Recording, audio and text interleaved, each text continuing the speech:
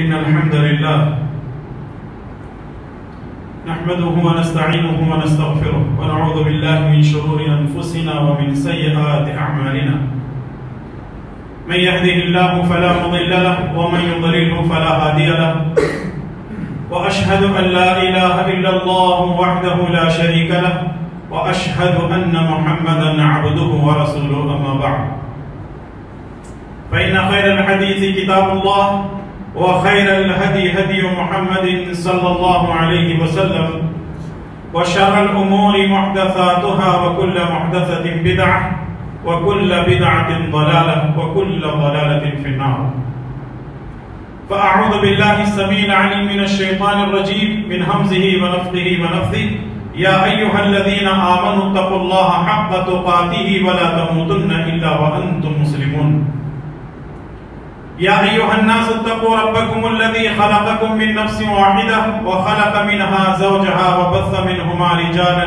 كثيرا ونساء واتقوا الله الذي تساءلون به والأرحام إن الله كان عليكم رقيبا يا أيها الذين آمنوا اتقوا الله وقولوا قولا سديدا يصلح لكم أعمالكم ويغفر لكم ذنوبكم ومن يطع الله ورسوله فقد فاز فوزا عظيما عن أسامة بن زيد رضي الله تعالى عنهما قال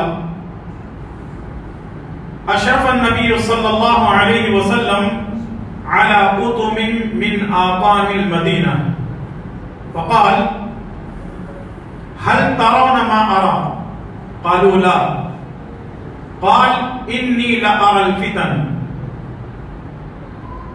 تقع خلال بيوتكم كوقع المطر رواه البخاري رب اشرح لي صدري ويسر لي أمري واحلل عقدة من لساني يفقهوا قولي اللهم انفعني بما علمتني وعلمني ما ينفعني وزدني علما آمين يا رب العالمین۔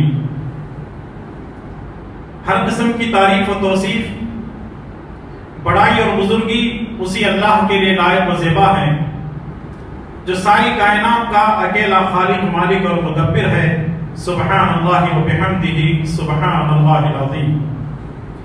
اور درود و سلام ہو تمام انبیاء علیہم السلام پر، خصوصاً میرے اور آپ کے پیارے نبی امام الانبیاء والمرسلین جناب محمد رسول اللہ صلی اللہ تعالی علیہ وسلم کی ذات مقدسہ پر۔ اللہم صلی علی محمد وعلی آل محمد کما صلیت علی ابراہیم وعلی آل ابراہیم انکا حمید مجید۔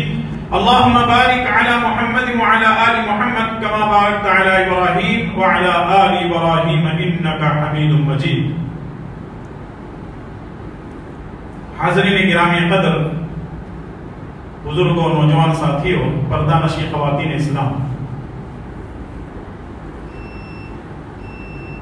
صحیح بخاری کے حوالے سے میں نے آپ کی خدمت میں ایک حدیث پیش کی ہے، اور اس حدیث میں اللہ کے پیارے نبی جناب محمد رسول اللہ صلی اللہ علیہ وسلم نے فتنوں کے حوالے سے بات کی ہے۔ اسی مناسبت سے آج کا خطبہ جمعہ فتنے کیا ہیں، فتنے کون کون سے ہیں،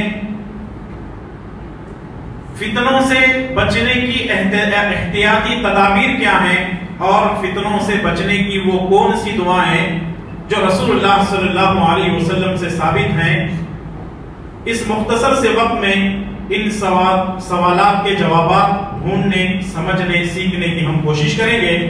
اللہ تعالیٰ سے دعا کیجئے کہ رب العالمین مجھے اور آپ تمام کو دنیا اور آخرت کے ہر فتنے سے محفوظ فرمائے، اور اللہ تعالیٰ ہم کو ایمان کی دولت سے مالا مال فرمائے، ایمان پر زندہ رکھے اور ایمان پر ہی ہمارا خاتمہ فرمائے، آمین یا رب العالمین۔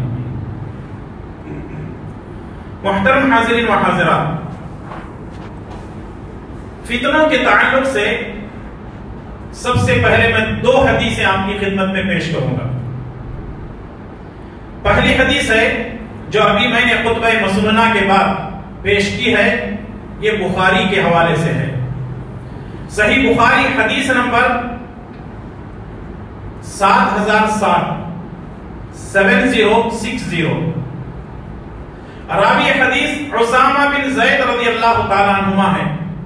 وہ فرماتے ہیں اشرف النبی صلی اللہ علیہ وسلم علی اتم من اقام المدینہ.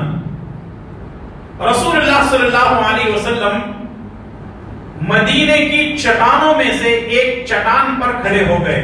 چٹان کہتے ہیں ایک بڑے پتھر کو.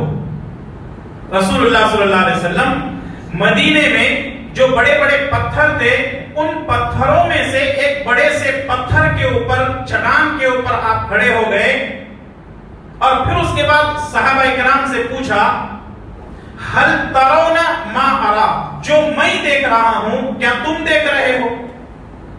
فقالوا لا, صحابہ کرام نے فرمایا کہ اللہ کے نہیں, ہمیں تو کوئی چیز نظر نہیں آ رہی ہے. تو رسول اللہ صلی اللہ علیہ وسلم نے فرمایا انی لأرى الفتن, میں یہاں کھڑے ہو کر چٹان کی اونچائی پر کھڑے ہو کر میں فتنوں کو دیکھ رہا ہوں. انی لأرى الفتن, میں یہاں سے فتنوں کو دیکھ رہا ہوں. تقع خلال بیوتکم کوقع المطر, یہ فتنے تمہارے گھروں کے اندر ایسے داخل ہو رہے ہیں جیسے بارش کے قطرے گرتے ہیں. اس حدیث کو آپ سامنے رکھیں اور سوچیں, 1400 سال پہلے نبی کریم صلی اللہ علیہ وسلم نے یہ پیشن گوئی کی تھی, یہ بھوشیاوانی کی تھی کہ میں تمہارے گھروں کے اندر فتنوں کو داخل ہوتے ہوئے دیکھ رہا ہوں. اور وہ فتنے کیسے داخل ہو رہے ہیں؟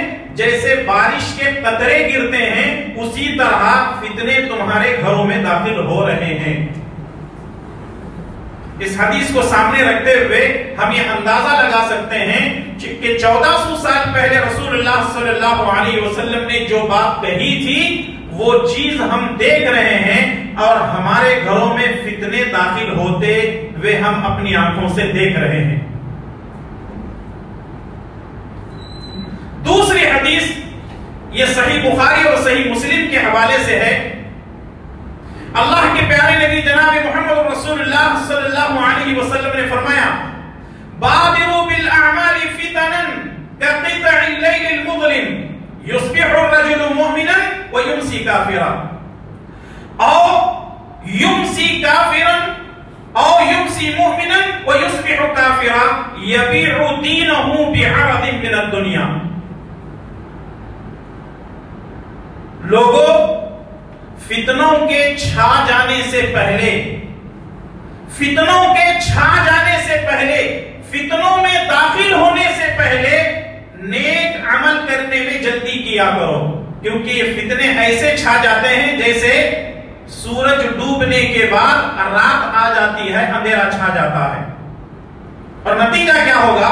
ایک آدمی صبح میں مومن ہوگا, شام میں کافر ہو جائے گا, اور ایک آدمی شام میں مومن ہوگا, صبح تک کافر ہو جائے گا. اس کی وجہ کیا ہوگی؟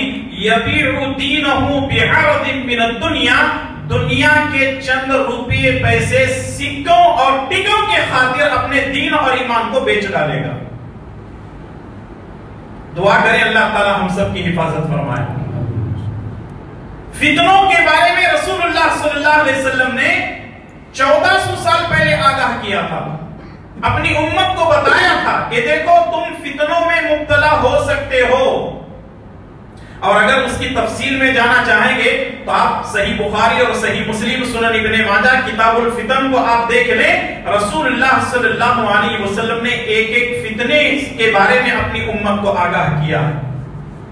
ابھی بھی وہ فتنوں کا دور نہیں آیا ہے جس کے بارے میں رسول اللہ صلی اللہ علیہ وسلم نے پیشن گوئی کی تھی کہ فتنے اتنے زیادہ ہوں گے. سنن ابن ماجہ کی روایت, فتنے اتنے زیادہ ہوں گے, اتنے زیادہ ہوں گے, ایک آدمی قبرستان سے گزرتے ہوئے کہے گا اے کاش میں قبرستان کے اندر سویا ہوا ہوتا تو کتنا اچھا ہوتا.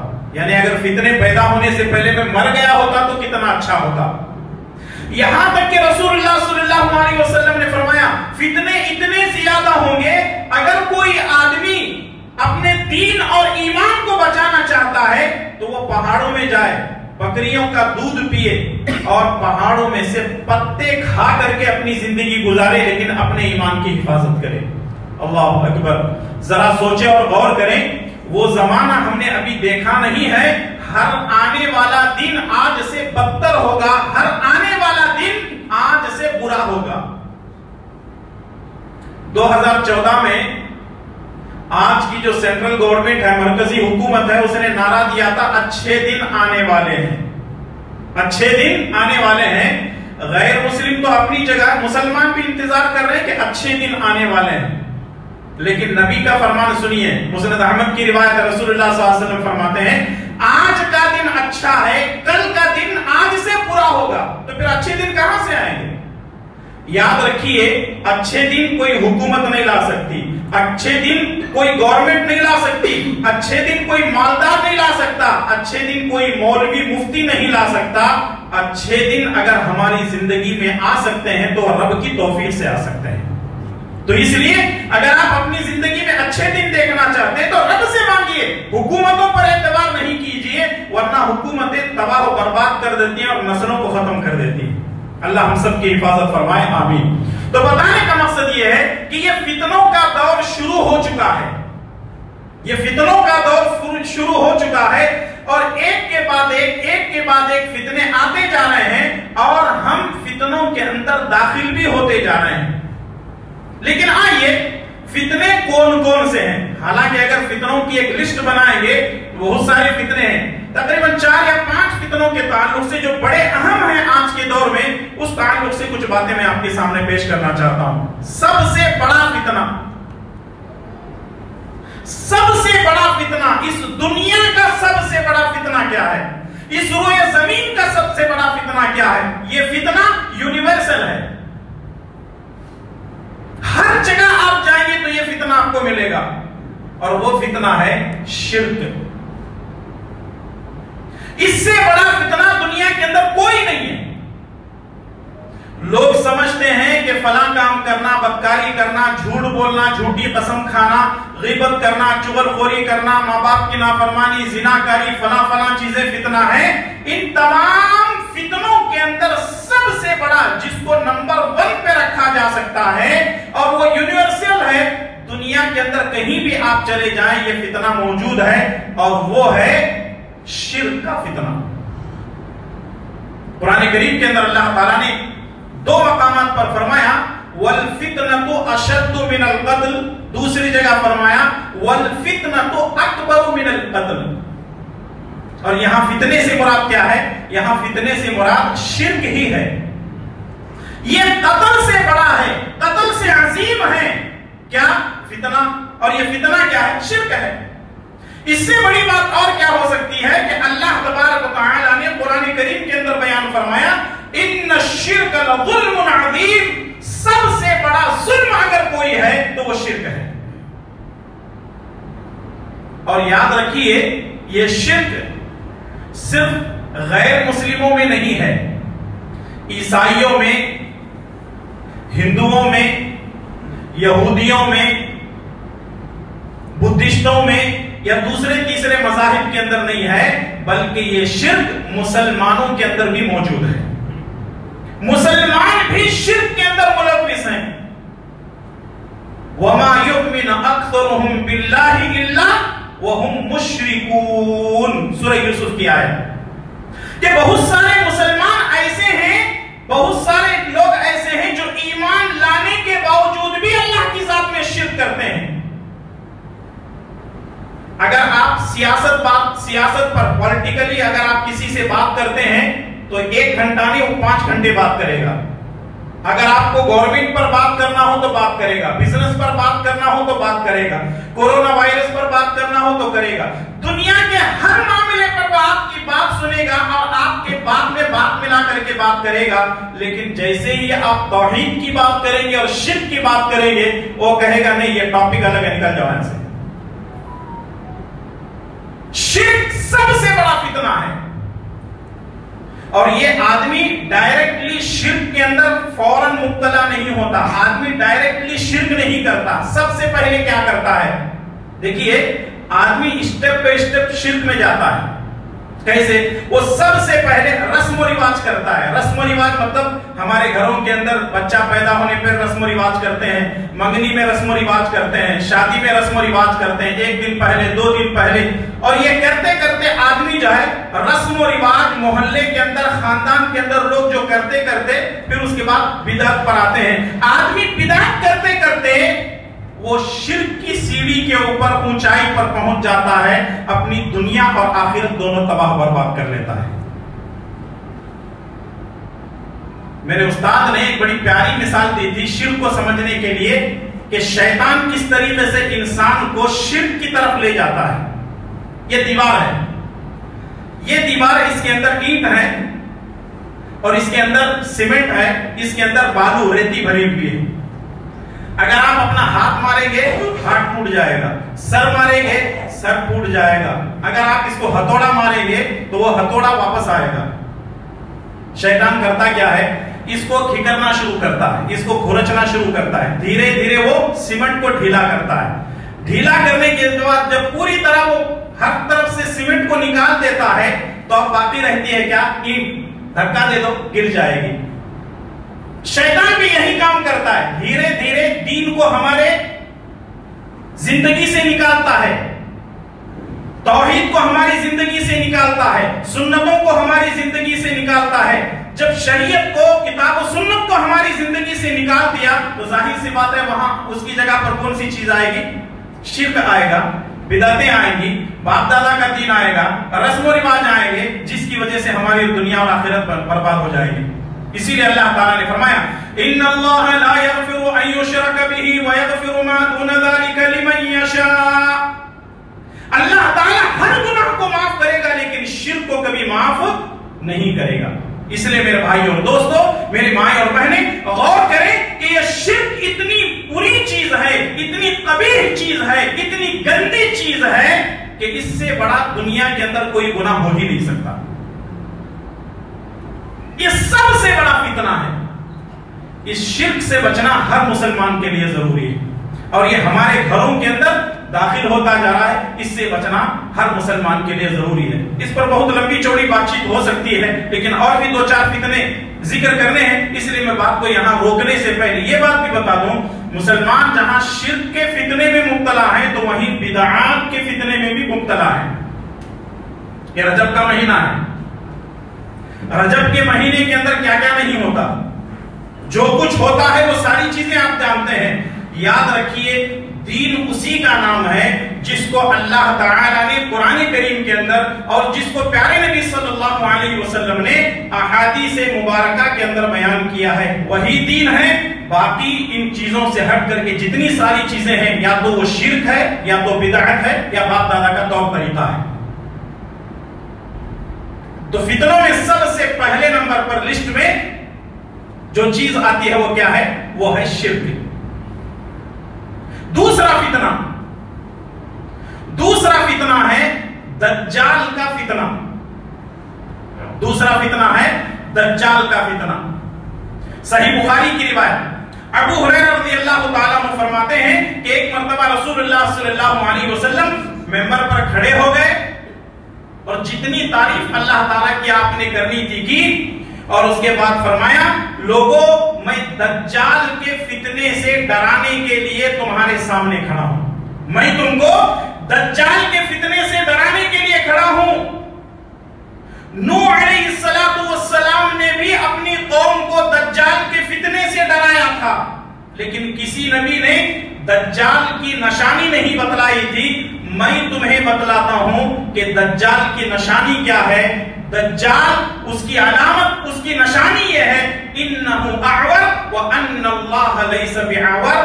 دجال کانا ہوگا اور جس کو تم اپنا رب مانتے ہو وہ کانا نہیں ہے. کانا کا مطلب یہ ہے کہ دجال کو صرف ایک آنکھ ہوگی. دجال کو صرف ایک آنکھ ہوگی. اور اگر ہم احادیث کا مطالعہ کرتے ہیں, کتب ستہ کا مطالعہ کرتے ہیں تو ہمیں پتہ چلتا ہے کہ دجال دنیا میں موجود ہے. دنیا میں دجال موجود ہے.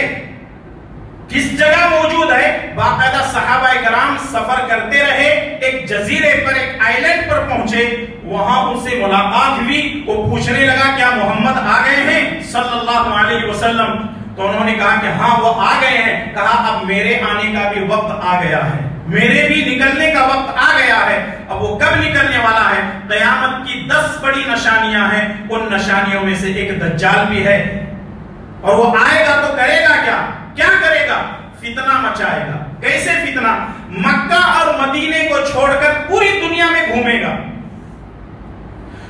لوگوں سے پوچھے گا بارش چاہیے، لوگ کہیں گے ہاں بارش چاہیے، کھڑے کھڑے بادل حکم دے گا اور بارش نازل ہو جائے گی، لوگ اس کو خدا ماننا شروع کریں گے۔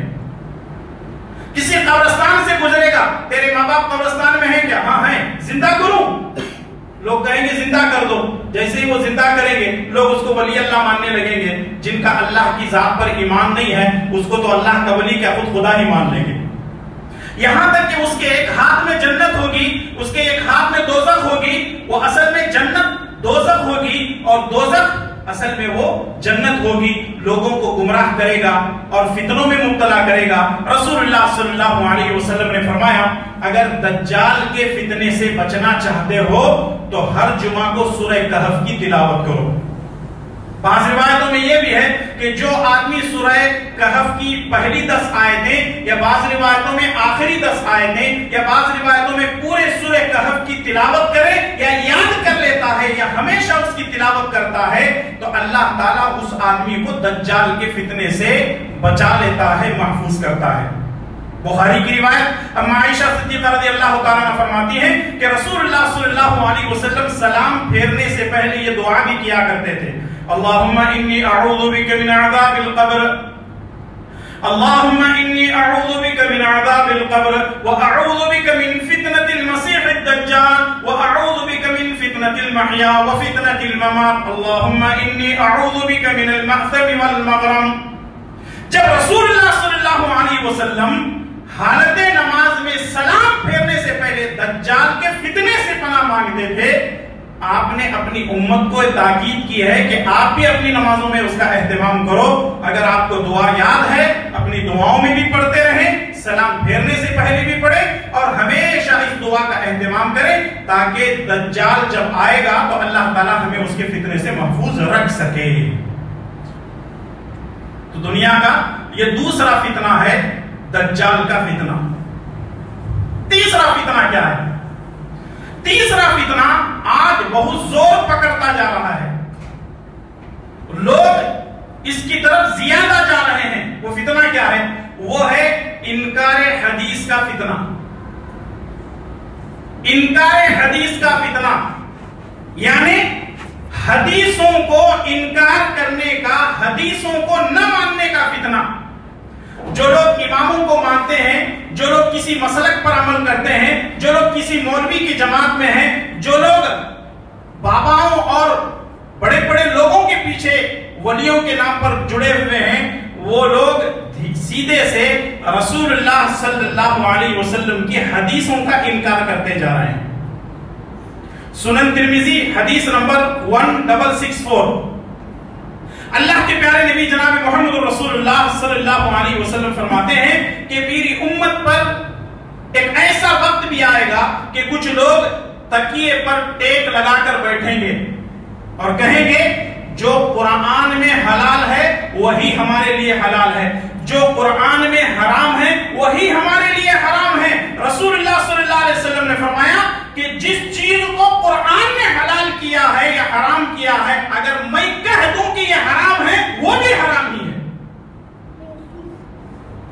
یعنی صرف یہ کہنا کہ قرآن میں حلال ہے تو حلال، قرآن میں حرام ہے تو حرام، اس کا مطلب یہ ہے کہ آدمی دبے الفاظ میں حدیث کا انکار کر رہا ہے۔ قرآن ہی کافی ہے ہماری نجات کے لیے، حالانکہ یہ اپنے آپ کو اہل القرآن کہتے ہیں۔ یہ اہل القرآن نہیں ہے بلکہ منکرین حدیث ہیں، جو رسول اللہ صلی اللہ علیہ وسلم کی حدیثوں کا انکار کرتے ہیں۔ جو لوگ صرف قرآن کو مانتے ہیں، نبی صلی اللہ علیہ وسلم کی صحیح حدیثوں کا انکار کرتے ہیں، تو پھر ان کو صرف لا الہ الا اللہ کہنا چاہیے، محمد الرسول اللہ کہنے کی ضرورت نہیں ہے، کیونکہ کلمہ صرف لا الہ الا اللہ سے مکمل نہیں ہوتا، بلکہ کلمہ طیبہ مکمل ہوتا ہے لا الہ الا اللہ محمد الرسول اللہ۔ جب تک یہ چیز ہمارے اندر نہیں ہوگی، اگر کوئی آدمی یہ کہتا ہے کہ مجھے اللہ کی اطاعت کافی ہے، اس کا مطلب یہ ہے کہ وہ رسول اللہ کی اطاعت کا منکر بن رہا ہے، انکار کر رہا ہے۔ قرآن کریم کے اندر کتنی آیتیں ہیں، اللہ تعالیٰ نے فرمایا یا ایھا الذین آمنوا اطیعوا اللہ واطیعوا الرسول ولا تبطلوا اعمالکم، اے ایمان والو اللہ کی اور اس کے رسول کی اطاعت کرو اور اپنے اعمال کو ضائع مت کرو۔ دوسری جگہ اللہ نے فرمایا وَأَطِيعُوا اللَّهَ وَالرَّسُولَ لَعَلَّكُمْ تُرْحَمُونَ، اللہ اور اس کے رسول کی اطاعت کرو تاکہ تمہارے اوپر رحم کیا جائے۔ تیسری جگہ اللہ تعالیٰ نے فرمایا فَلْيَحْذَرِ الَّذِينَ يُخَالِفُونَ عَنْ أَمْرِهِ أَن تُصِيبَهُمْ فِتْنَةٌ أَوْ يُصِيبَهُمْ عَذَابٌ أَلِيمٌ، اگر کوئی آدمی، ان لوگوں کو ڈرنا چاہیے جو لوگ رسول اللہ صلی اللہ علیہ وسلم کی کسی حکم کی مخالفت کرتے ہیں، کہیں اللہ تعالیٰ ان کو کسی فتنے میں نہ مبتلا کر دے۔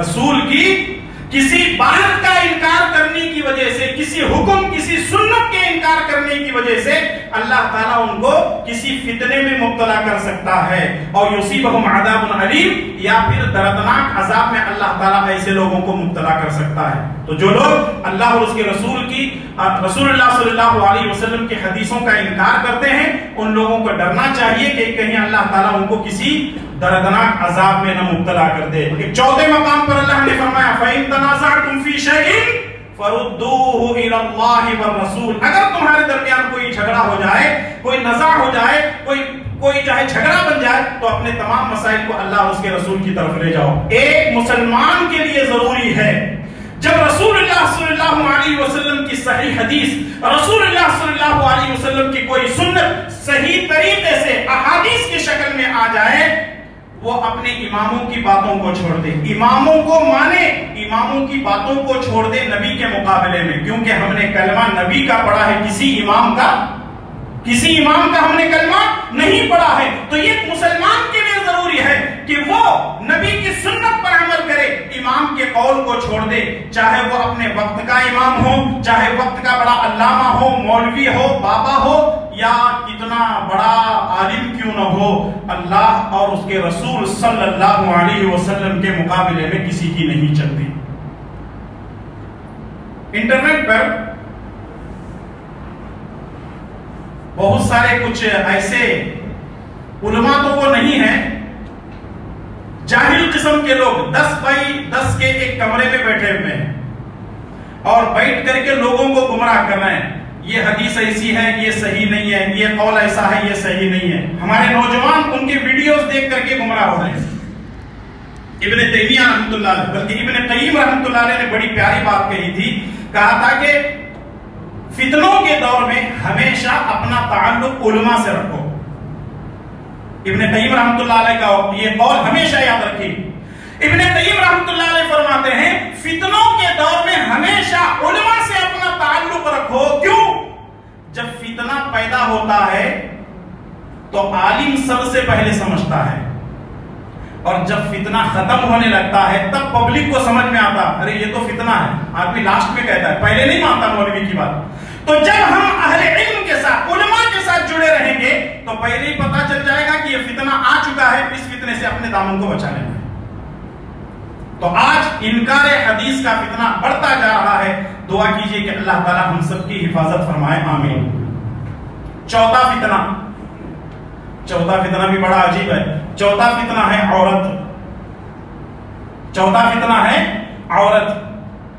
زُيِّنَ لِلنَّاسِ حُبُّ الشَّهَوَاتِ مِنَ النِّسَاءِ، نفسانی خواہشات میں، دنیا کی چیزوں میں جو چیزیں مزین کی گئی ہیں ان میں سے پہلے نمبر پر النساء، عورتیں ہیں۔ اب مائیں بہنیں سوچ رہے ہوں گی مولانا لوگ سارے کے سارے جو ہے عورتوں کو ہی لا کر کے پورا پھنسا دیتے ہیں، مرد کا اس میں کچھ نہیں ہے کیا؟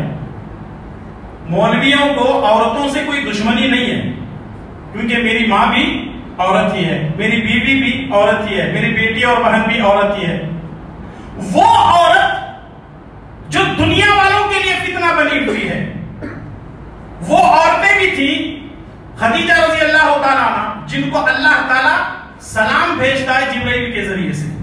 وہ فاطمہ رضی اللہ تعالیٰ عنہ بھی تھی جن کے بارے میں رسول اللہ صلی اللہ علیہ وسلم نے فرمایا کہ جنت کی جتنی عورتیں ہیں ان تمام کی سردار کون ہوگی؟ فاطمہ ہوگی. وہ عورت نیک بن کر کے جنت بھی جا سکتی ہے اور برائی کر کے جہنم میں بھی جا سکتی ہے.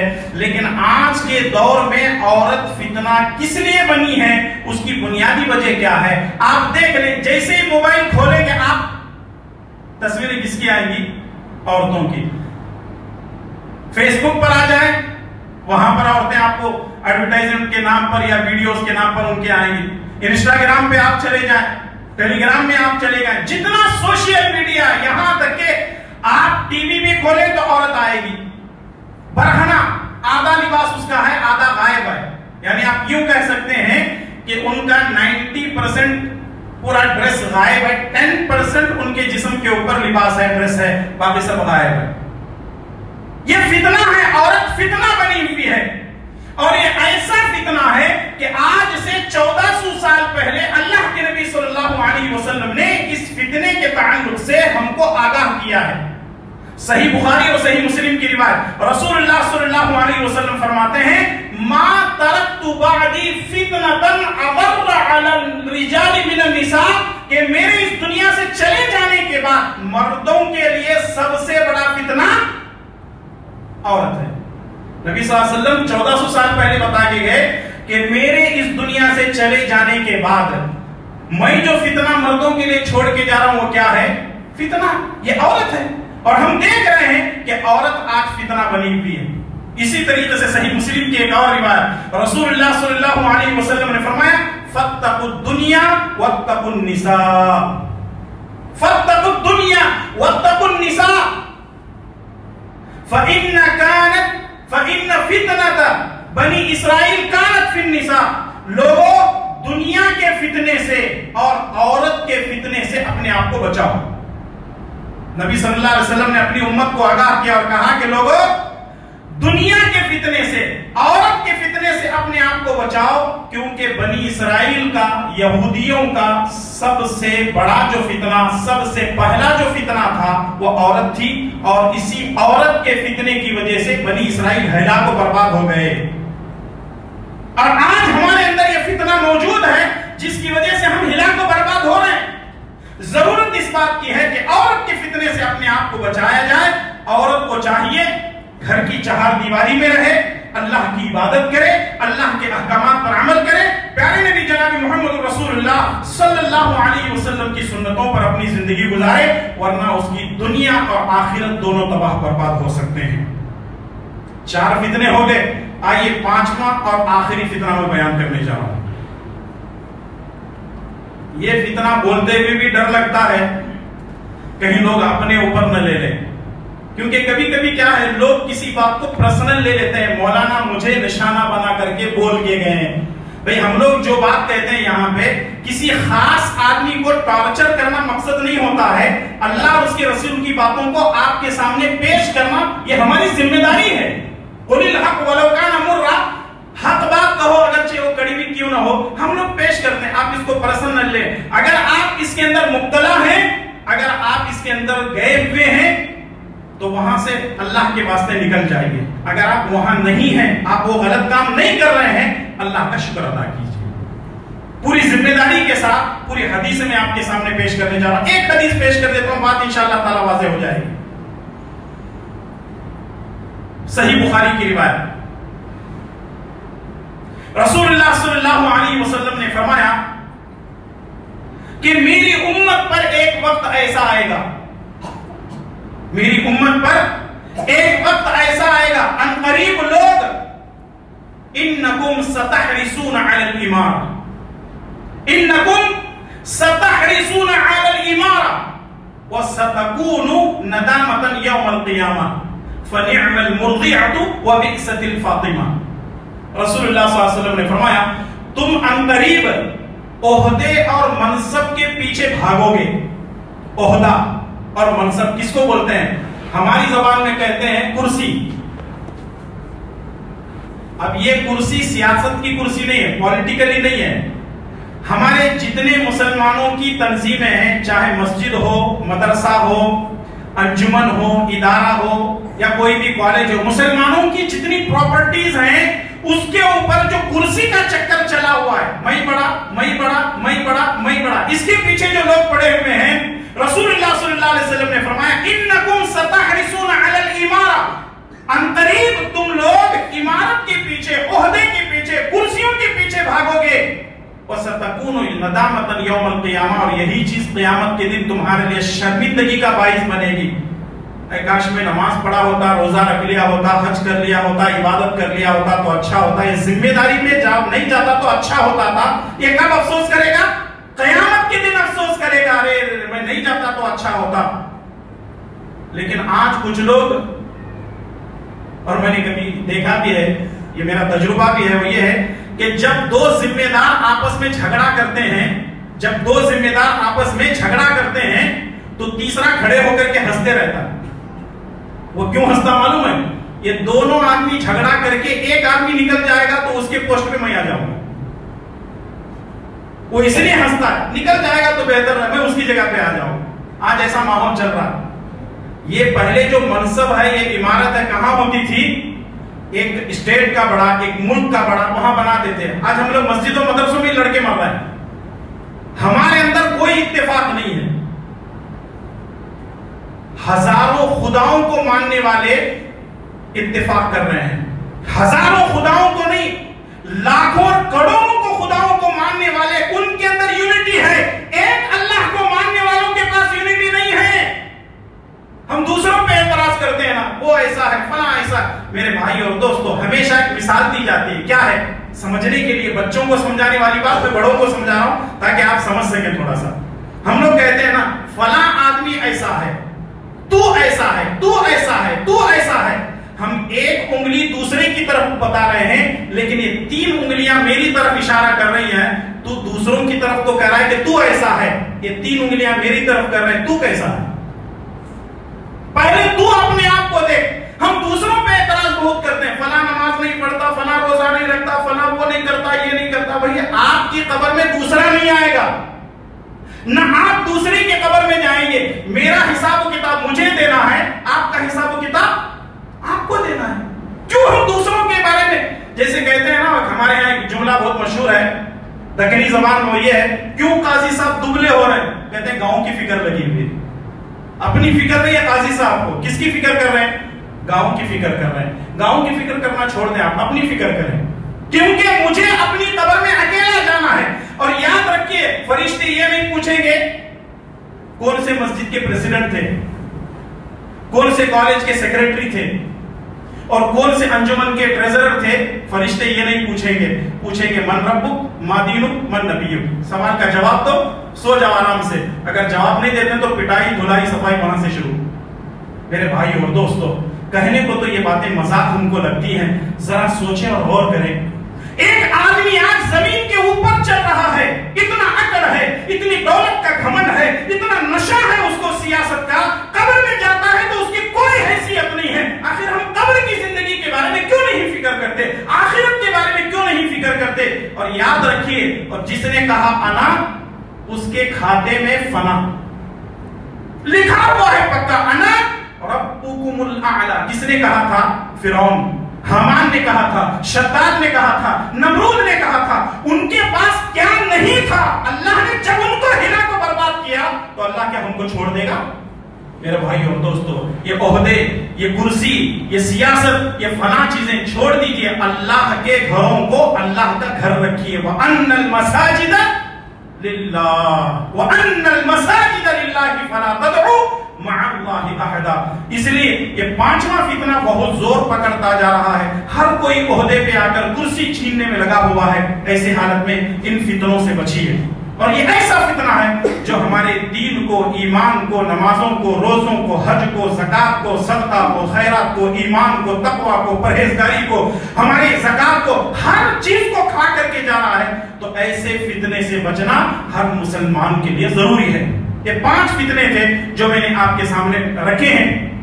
پہلا فتنہ شرک کا ہے, اور دوسرا فتنہ ہے دجال, تیسرا فتنہ ہے انکار حدیث, اور چوتھا فتنہ ہے اور پانچواں فتنہ ہے کرسی کا، عہدے اور منصب کا فتنہ۔ اللہ سے دعا کیجئے کہ رب العالمین مجھے اور آپ تمام کو اور ہر مسلمان کو ہر قسم کے فتنوں سے بچنے کی توفیق عطا فرمائے۔ آمین و صلی اللہ علی نبینا محمد وعلی آلہ وصحبہ اجمعین۔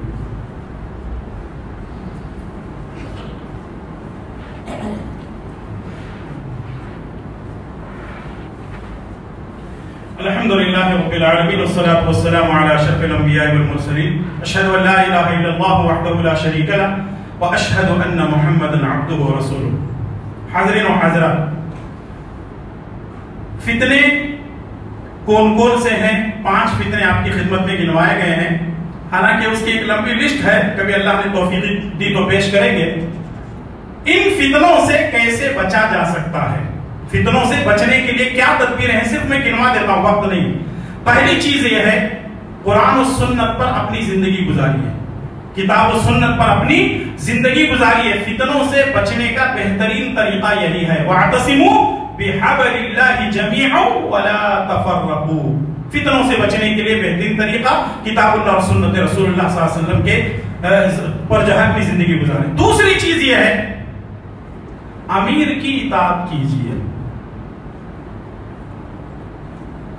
اب آپ سوچ رہے ہیں کہ مولانا ہمارا امیر کون ہے؟ کہاں سے پکڑ کے لائیں گے امیر کو؟ کہاں سے پکڑ کر کے لائیں گے؟ میرے بھائی اور دوستو، یاد رکھیے، جس علاقے میں، جس مسجد میں، جس ایریے میں آپ رہتے ہیں، کسی نہ کسی کو امیر مان کر کے چلیے۔ چاہے آپ کی مسجد کا ذمہ دار ہی صحیح، پریسیڈنٹ ہی صحیح، اس کو امیر مان کر کے چلیے۔ اسی لیے کہا جاتا ہے کہ ذمہ دار کو ایسا بنایا جائے جو شریعت کو جانتا ہو۔ یا ہمارے یہاں لوگوں کو یہ نہیں دیکھتا کہ شریعت جانتا ہے کہ نہیں جانتا، اس کو قرآن اور حدیث معلوم ہے کہ نہیں معلوم ہے، دیکھتے ہیں کہ مالدار ہے، پولیٹیکلی مضبوط ہے کہ نہیں ہے، یہ ساری چیزیں دیکھی جاتی ہیں۔ اگر معاف کرنا، ایک بہت بڑی بات کہنے جا رہا ہوں، اگر یہ اناؤنسمنٹ کر دیا جائے جو فجر میں آئے گا اسی کو ہم پریزیڈنٹ بنائیں گے تو مسجد خالی ہوگی، کیونکہ ہم فجر کو آتے ہی نہیں۔ یہ ہماری سب سے بڑی بدقسمتی یہ ہے کہ ہم مسجد کے بھی ذمہ دار، مدرسے کے بھی ذمہ دار، کالج کے بھی ذمہ دار، انجمن کے ذمہ دار، ادارے کے ذمہ دار، ہر جگہ ہم ذمہ دار ہیں، اور جب کھڑے ہوتے ہیں باقاعدہ تقریریں ہماری ہوتی ہیں، لیکن ہماری فجر کی نماز باجماعت نہیں ہوتی ہے۔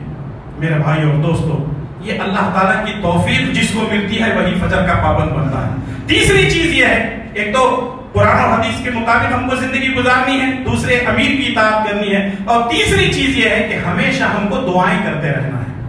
ہمیشہ ہم کو فتنوں سے بچنے کے لیے دعائیں کرتے رہنا۔ ایک دعا تو میں نے آپ کے سامنے پیش کر دی ہے، سلام پھیرنے سے پہلے کی دعا، اللہم انی اعوذ بک من عذاب القبر واعوذ بک من فتنة المسیح الدجال واعوذ بک من فتنة المحیا وفتنة الممات۔ زندگی اور موت کے فتنوں سے میں تیری پناہ مانگتا ہوں۔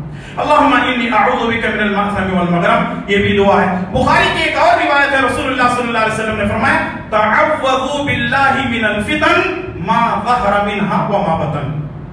تعوذوا باللہ من الفتن ما ظہر منها وما بطن۔ فتنوں سے اللہ تعالیٰ کی پناہ مانگا کرو، اور فتنے جو ظاہر ہیں اور جو باطن ہیں، یعنی جو بالکل سامنے ہیں اور بالکل ہمارے پیچھے ہیں، چھپے ہوئے ہیں، ہر فتنوں سے اللہ تعالیٰ کی پناہ مانگا کرو۔ اگر ہم یہ کام کرتے رہیں گے اور کتاب و سنت پر عمل کریں گے، قرآن کریم کے احکامات پر عمل کریں گے، نمازوں کی پابندی کریں گے، تو پھر فتنہ جتنا مرضی بڑا آ جائے، حفاظت کرنے والی ذات ہماری کون ہوگی؟ اللہ تعالیٰ کی ذات ہے، وہی ہماری حفاظت کرنے والا ہے، وہی کارساز ہے، وہی مشکل کشا ہے، وہی حاجت روا ہے، اور وہی ہے جو دنیا کے فتنوں سے بچا کر کے ہم کو آخرت کے بھی فتنوں سے بچا سکتا ہے۔ یہ کچھ باتیں تھیں جو آپ کے سامنے سرسری طور پر پیش کی گئی ہیں۔ اللہ تبارک و تعالیٰ سے دعا کیجئے کہ اے اللہ تعالیٰ ہم کو دنیا اور آخرت کے فتنوں سے محفوظ فرما، اور جو 5 فتنے ہم نے سنے ہیں، اس کے علاوہ جتنے فتنے ہیں، اے اللہ تعالیٰ ہر طرح کے فتنوں سے ہماری حفاظت فرما۔ اے اللہ ہمیں اپنے ایمان کی فکر کرنے کی توفیق عطا فرما، صراط مستقیم پر اپنی زندگی گزارنے کی توفیق عطا فرما، پیارے رسول صلی اللہ علیہ وسلم کی سنتوں پر اپنی زندگی گزارنے کی توفیق عطا فرما۔ جب تک ہمیں زندہ رکھ، ایمان پر زندہ رکھ اور خاتمہ بالخیر فرما۔ اے اللہ ہم مسلمانوں میں جو بھی بیمار ہیں، اے اللہ تعالیٰ ہر ایک کو شفا کاملہ عاجلہ عطا فرما۔ یہاں ہم جتنے بیٹھے ہوئے ہیں، اے اللہ تعالیٰ ہم تمام کو صحت و تندرستی عطا فرما، ہر قسم کے حاسدوں کے حسد سے، شریروں کی شرارت سے اور بری نظر والوں کی بری نظر سے ہماری حفاظت فرما، اور ہم تمام کو پیارے رسول صلی اللہ علیہ وسلم کی سنتوں پر اپنی زندگی گزارنے کی توفیق عطا فرما، آمین یا رب العالمین۔ ان اللہ وملائکتہ یصلون علی النبی یا ایھا الذین آمنوا صلوا علیہ وسلموا تسلیما۔ اللہم صل علی محمد وعلی آل محمد کما صلیت علی ابراہیم وعلی آل ابراہیم انک حمید مجید۔ اللہم بارک علی محمد وعلی آل محمد کما بارکت علی ابراہیم وعلی آل ابراہیم انک حمید مجید۔ اللہم اعز الاسلام والمسلمین، اللہم اعز الاسلام والمسلمین، اللہم اعز الاسلام والمسلمین واذل الشرک والمشركين۔ ربنا آتنا في الدنيا حسنة وفي الآخرة حسنة وقنا عذاب النار۔ ربنا ظلمنا أنفسنا وإن لم تغفر لنا وترحمنا لنكونن من الخاسرين۔ رب اغفر وارحم وأنت خير الراحمين۔ عباد الله رحمكم الله، إن الله يأمر بالعدل والإحسان وإيتاء ذي القربى وينهى عن الفحشاء والمنكر والبغي يعظكم لعلكم تذكرون۔